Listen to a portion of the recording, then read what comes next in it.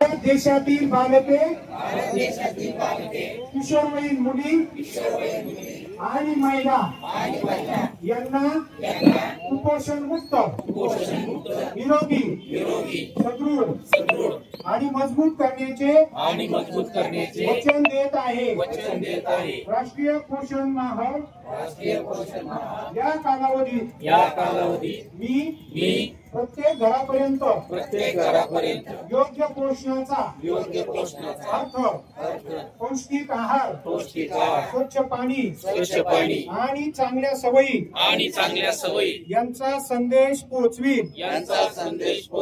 मी पोषण अभियानास एक देशव्यापी लोक चळवळ बनवेल।